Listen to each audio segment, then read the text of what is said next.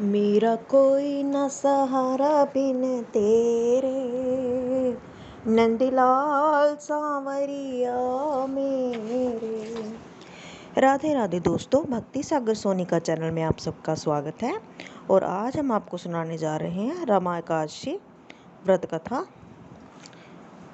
जो कि कृष्ण पक्ष में कार्तिक के मास में होती है। आइए कथा शुरू करते हैं। धर्मराज युधिष्ठिर बोले, हे भगवान, अब आप मुझे कार्तिक मास की कृष्ण पक्ष एकादशी की कथा सुनाइए। इस एकादशी का नाम क्या है तथा इससे कौन सा फल मिलता है, सो सब विस्तार पूर्वक कहिए प्रभु। श्री कृष्ण भगवान बोले, हे राजन, कार्तिक मास की कृष्ण पक्ष की एकादशी का नाम रमा है। इसके व्रत से समस्त पाप नष्ट हो जाते हैं। इसकी कथा इस प्रकार है। व्रत कथा आरंभ। बोल श्री कृष्ण भगवान की जय। प्राचीन काल में मुचुकुंद नाम का एक राजा राज्य करता था। उसके इंद्र, वरुण, कुबेर, विभीषण आदि मित्र थे। वह सत्यवादी तथा विष्णु भक्त था। उसका राज्य बिल्कुल निष्कंटक था। उसके एक उत्तम चंद्रभागा नाम की लड़की उत्पन्न हुई। उसने उस लड़की का विवाह राजा चंद्रसेन के पुत्र साभन के साथ कर दिया। एक समय जबकि वह अपने ससुराल में थी, एक एकादशी पड़ी। चंद्रभागा सोचने लगी कि अब एकादशी समीप ही आई है, परंतु मेरा पति अत्यंत कमजोर है, इसीलिए यह व्रत नहीं कर सकता। परंतु मेरे पिता की कठिन आज्ञा है। वो मायके में आई हुई थी। जब दशमी आई तब राजा में ढिंढोरा पीटा। उसको सुनकर शोभन अपने पत्नी के पास गया और बोला कि हे प्रिय, तुम मुझे कुछ उपाय बताओ, क्योंकि मैं व्रत करूंगा तो मैं अवश्य ही मर जाऊंगा।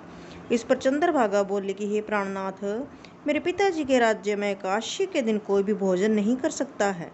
यहाँ तक कि हाथी, घोड़ा, ऊंट आदि पशु भी तृण, अन्न, जल आदि ग्रहण नहीं करते हैं।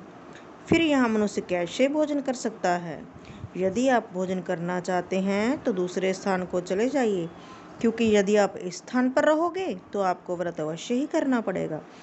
उस पर शोभन बोला कि हे प्रिय, तुम्हारा कहना बिल्कुल सत्य है। मैं व्रत अवश्य ही करूँगा।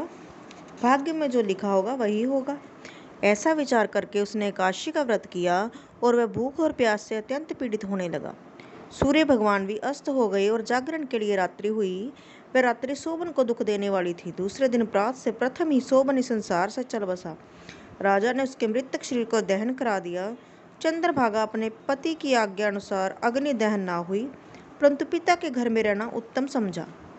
रमा एकादशी के प्रभाव से शोभन को मंदराचल पर्वत पर धन धान्य से युक्त तथा शत्रु रहित एक उत्तम नगर प्राप्त हुआ।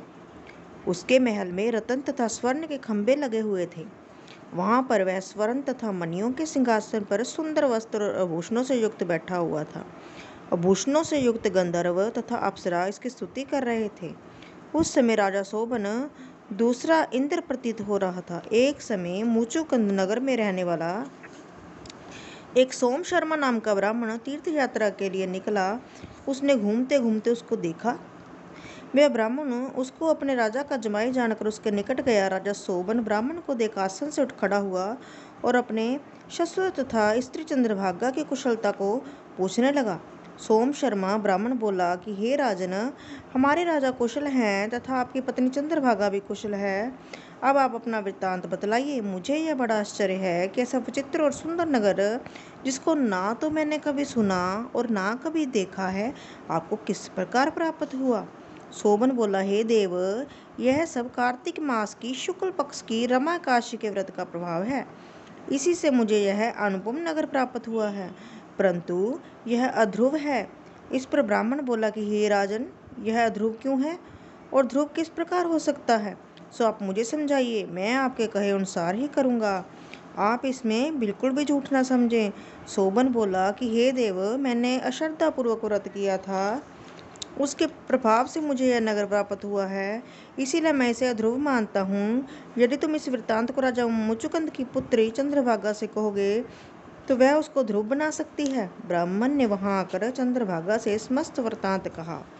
इस पर राजकन्या चंद्रभागा बोली कि हे ब्राह्मण देव, आप क्या यह सब वृत्तांत प्रत्यक्ष देख कर आए हैं या अपना स्वप्न कह रहे हैं? इस पर ब्राह्मण बोला कि हे पुत्री, मैंने तेरे पति शोभन को तथा उसके नगर को प्रत्यक्ष देखा है। परंतु वह नगर अध्रुव है, तो कोई ऐसा उपाय कर जिससे वह ध्रुव हो जाए। इस पर चंद्रभागा बोली, हे महाराज, आप मुझे उस नगर में ले चलिए। मैं अपने पति को देखना चाहती हूँ। मैं अपने व्रत के प्रभाव से उस नगर को ध्रुव बना दूंगी।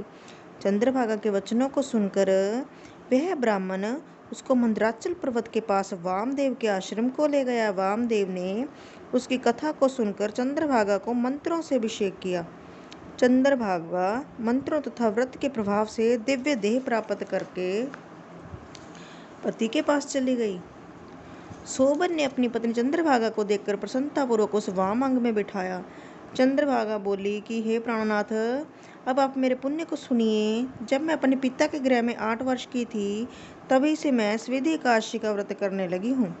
उन्हीं व्रतों के प्रभाव से आपका यह नगर ध्रुव हो जाएगा और समस्त कर्मों से युक्त होकर प्रलय के अंत तक रहेगा।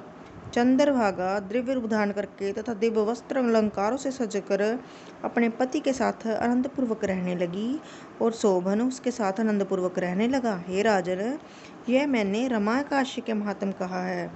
जो मनुष्य रमाकाशी के व्रत को करते हैं, उनके समस्त ब्रह्म हत्या आदि के पाप नष्ट हो जाते हैं। जो मनुष्य रमाकाशी महात्म सुनते हैं, वे अंत समय विष्णु लोक को जाते हैं। बोल श्री विष्णु भगवान की जय। बोल श्री लक्ष्मी नारायण भगवान की जय। जय श्री कृष्ण। दोस्तों, यदि आपको हमारी कथा अच्छी लगे तो इसे शेयर लाइक ज़रूर करें। यदि आपने हमारे चैनल को अभी तक सब्सक्राइब नहीं किया है तो कृपया सब्सक्राइब भी करें और कमेंट बॉक्स में जय श्री कृष्ण जय श्री राधे ज़रूर लिखें। और अच्छी अच्छी कथाएं सुनने के लिए यूट्यूब पर हमारे साथ बने रहें। फेसबुक पर भी हमारा चैनल है भक्ति सागर सोनी का। आप चाहें तो फेसबुक के पेज को भी फॉलो कर सकते हैं। जय श्री कृष्ण जय श्री राधे।